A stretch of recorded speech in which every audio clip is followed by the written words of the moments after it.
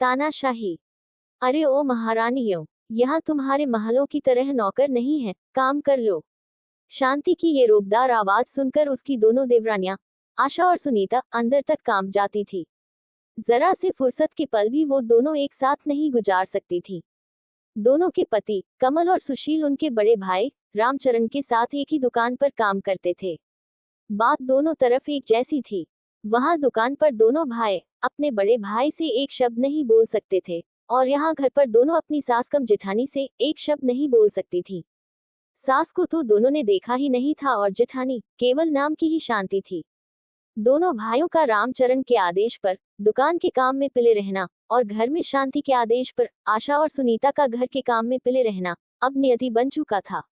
हालांकि कमल और आशा की शादी को अभी 1 साल और सुशील और सुनीता की शादी को सिर्फ 8 महीने ही हुए थे। दोनों देवरानियां देर रात को जब घर के काम से निपटती तो अपने हारे थके पतियों से कोई शिकायत नहीं कर पाती थी। लेकिन पतियों को सब पता था, पर वो विवशता से कुछ न कह पाते। दोनों भाई सब कुछ जानते और समझते थे, पर कुछ कह नहीं पाते थे। माँ बाप के मरने के बाद भाभी ने बड़े भाई को ऐसा काबू में किया कि वो तो ना कुछ देखते थे और ना ही कुछ बोलते थे। घर में सिर्फ शांति भाभी का ही राज था।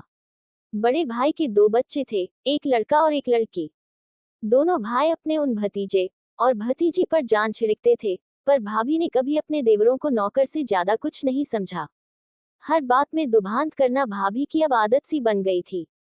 दोनों के दिल में भाभी की वैसे तो हर बात चुभती थी, पर एक बात आज भी उनके दिल में नश्तर की तरह चुभी हुई थी, जो कमल और सुशील की शादी से पहले हुई थी। हुआ यूं कि एक दिन तीनों भाई एक साथ खाना खाने बैठे। भाभी ने पहले बड़े भाई को खूब देसी घी में चुपड़ चुपड़ कर रोटियां खिलाए, और जब कमल और सुशील खाना खाने बैठे तो देसी घी का डिब्बा एक तरफ रख दिया और डालडा से रोटी चुपड़ चुपड़ कर दोनों भाइयों को खिलाने लगी। ये देखकर कमल ने हिम्मत करके भाभी से कहा, भाभी हमको भी देसी घी से चुपड़ कर रोटी दो ना, बड़े भाई को भी तो आप देसी घी की रोटी देती हो। इतना सुनते ही शांति भड़क गई और बेलन नचा नचा कर बोली, हाँ, तुम्हारा बाप बहुत जायदाद छोड़ गया है और तुमने बड़े महल खड़े कर दिए हैं, जो तुमको भी देसी घी की चुपड़ी हुई रोटियां चाहिए। कमल ने भर्राए हुए गले से कहा, पर भाभी, बाप तो हम सभी भाइयों का एक ही था और अब बड़े भाई ही हमारे पिता हैं, तो आप ये दुभांत क्यों करती हैं? इतना सुनते ही शांति का पारा आसमान पर पहुंच गया और उसने बेलन दूर फेंक कर मारा और रामचरण से चिल्लाती हुई बोली, मेरे बस का नहीं है कि सबका काम भी करूं और ताने भी सुनूं। पत्नी को क्रोध में देखकर रामचरण की तो जैसे जान ही निकल गई। अपने ही दोनों भाइयों को बुरा भला कहकर अपनी पत्नी को मनाया। इस सब के बीच अपने भाइयों को देखने का ख्याल भी रामचरण के मन में नहीं आया। उस दिन दोनों भाई भूखे ही सो गए। समय बीता और कमल सुशील दोनों की शादी हो गई, लेकिन हालात जस के तस थे। भाई अपने दोनों भाइयों को इसलिए घर से नहीं निकालता था कि इनसे अच्छे नौकर उसको कहाँ मिलेंगे, और भाभी को अब 2 अच्छी नौकरानियां मिल गई थी। पर कहते हैं कि समय एक सा कभी नहीं रहता। समय बीतता गया और कमल और सुशील के भी बच्चे हुए। घर छोटा पड़ने का बहाना बनाकर शांति और रामचरण ने दोनों भाइयों को अलग कर दिया। दोनों भाइयों को खाली हाथ घर से निकाल दिया, पर दोनों भाइयों ने अपनी एकता को अटूट रखा और एक ऐसा घर लिया जहां वे दोनों अपने परिवार सहित रहने लगे। भाई के व्यवहार से भी दोनों का मन खट्टा हो गया और दोनों भाइयों ने अलग अलग नौकरी कर ली और सुखपूर्वक अपने परिवार में मगन रहने लगे।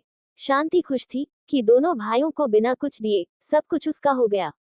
समय अपनी गति से चल रहा था। एक दिन रामचरण और शांति के बेटे का भी ब्याह हो गया। शांति बड़े अरमानों से अपने बेटे के लिए बहू लेकर आई थी। शादी में बड़े भाई ने अपने पत्नी प्रेम के चलते अपने दोनों छोटे भाई को न्योता नहीं दिया था।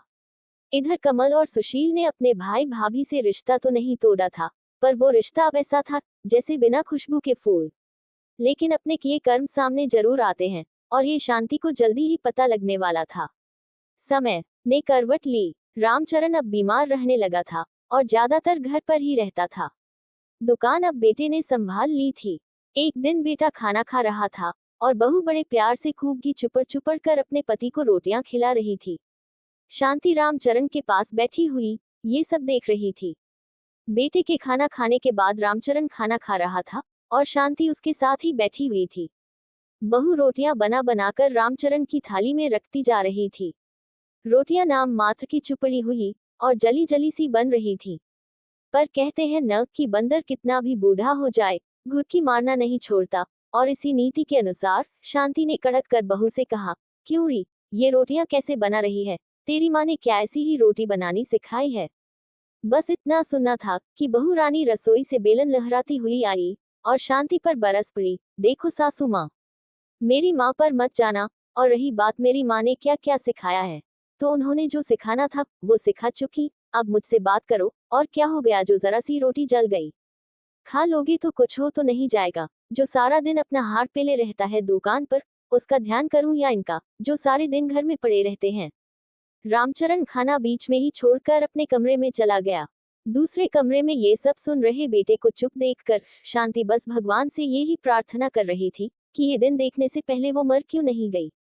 एक मेरे देवर और देवरानियां थी, जिन्होंने आंख उठाकर भी हम भैया भाभी को कभी नहीं देखा। जवाब देने की तो बात बहुत दूर रही, और आज मेरी बहू ही। उस दिन के बाद शांति की आवाज तो जैसे चली ही गई। जैसा बहू और बेटा चला रहे थे, उसी तरह ही जिंदगी को चलाने का शांति और रामचरण ने समझौता कर लिया। शांति की तानाशाही को अब विराम लग चुका था। शांति अब अपनी देवरानियों के बीच उपहास और दया का पात्र बन गई थी। घड़ी घड़ी पुरानी बातों में खो जाना अब उसकी आदत बन चुकी थी।